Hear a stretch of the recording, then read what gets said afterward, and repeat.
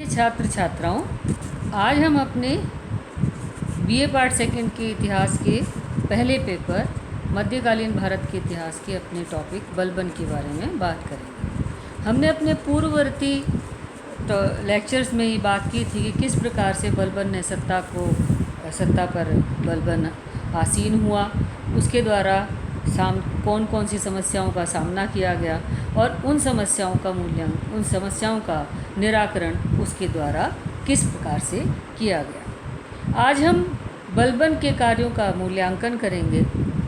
बलबन ने 20 वर्ष तक प्रधानमंत्री और 20 वर्ष तक सुल्तान के रूप में 4 दशाब्दियों तक सफलतापूर्वक शासन किया और 1287 में इस लौह पुरुष की मृत्यु हो गई।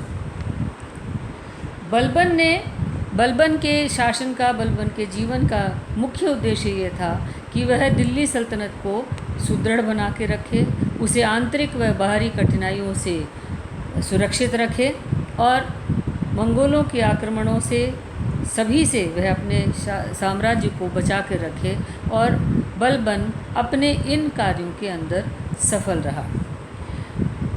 बलबन के समय में ताज की प्रतिष्ठा एवं गौरव चरमोत्कर्ष पर पहुंच गई थी। बलबन ने तुर्की सल्तनत की रक्षा का सुप्रबंध किया और उसे नया जीवन प्रदान किया। यही उसका सबसे महान कार्य था।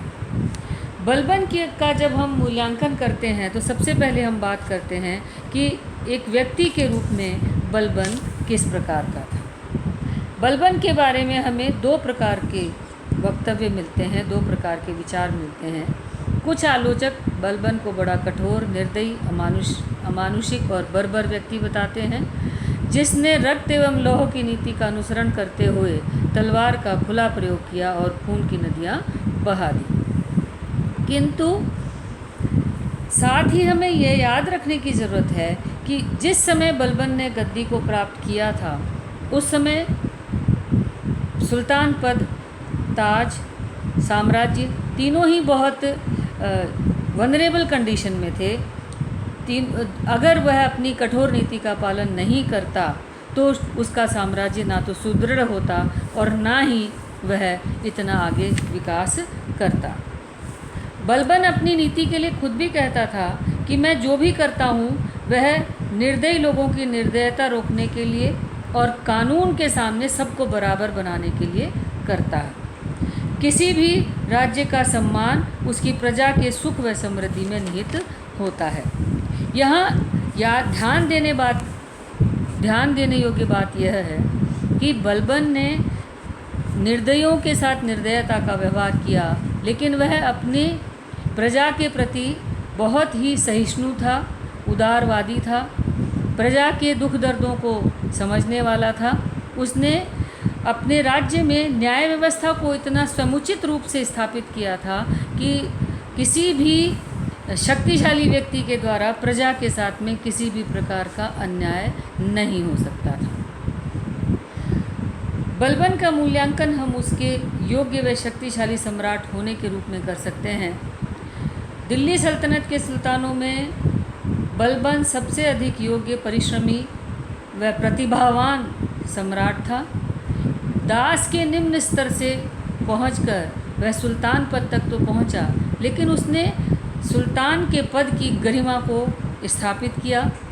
उसने अपनी सीमांत नीति, न्याय व्यवस्था, सीमांत क्षेत्रों की सुरक्षा व राजपथ की प्रतिष्ठा के साथ साथ जन कल्याण व प्रशासकीय कार्यों में मौलिक प्रतिभा को प्रस्तुत किया। इस तरीके से हम ये कह सकते हैं कि शासक के रूप में उसका महान कार्य सल्तनत को पुनः श्रेष्ठतम स्थान पर आसीन करना था। बलबन एक कुशल प्रशासक भी था। उसका दीर्घकालीन शासन उसकी प्रशासनिक प्रतिभा का परिचायक था। प्रधानमंत्री के रूप में और सुल्तान के रूप में भी बलबन ने अपनी प्रशासनिक कुशलता का समय समय पर उदाहरण दिया। उसकी दृढ़ गुप्तचर व्यवस्था, न्याय व्यवस्था, विद्रोहियों का दमन और शांति व्यवस्था के प्रयास, उसके द्वारा कानूनों तथा अनुशासन का पालन, दरबार में उसका कठोर नियंत्रण उसके अच्छे शासक प्रबंध होने के परिणाम है। यही कारण है कि उसके शासनकाल में हमें किसी भी प्रकार का सल्तनत की कमजोरी दिखाई नहीं देती है। बलबन योग्य व शक्तिशाली सम्राट व कुशल प्रशासक होने के साथ साथ योग्य सैनिक व सेनापति भी था। बलबन ने अपने शासनकाल के समय में अपने प्रबल प्रतिद्वंदियों और विरोधियों को युद्ध में परास्त कर अपनी सैनिक प्रतिभा का परिचय दिया। उसने कटेहर, दोआब तथा बंगाल के विद्रोह का सफलतापूर्वक दमन किया, मंगोल से दिल्ली सल्तनत को सुरक्षित रखा तथा एक विशाल तथा अनुशासित सेना का गठन किया तथा सैन्य व्यवस्था में भी बहुत सारे परिवर्तन किए, जो कि उसके योग्य सैनिक व सेनापति होने के प्रमाण प्रस्तुत करते हैं। बलबन एक धर्मनिष्ठ सुन्नी मुसलमान था, प्रतिदिन नमाज पढ़ता था, उलेमाओं के साथ में वह चर्चा किया करता था, मुस्लिम कानून व धर्म पर वार्तालाप करके ही वह नियमों का संचालन करता था। बलबन साहित्य व कला का संरक्षक था। उसे साहित्य व कलाओं से असीम अनुराग था। उसके दरबार में अनेक विद्वानों को शरण दी गई थी। उसके समय में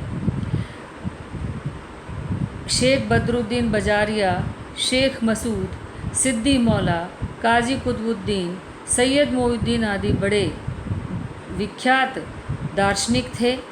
इसके अतिरिक्त अमीर खुसरो, जिन्होंने हिंदी व फारसी में ग्रंथों की रचना की, वे भी उसके दरबार की शोभा बढ़ाते थे। विभिन्न कलाओं व ललित कलाओं में भी बलबन की गहरी अभिरुचि थी।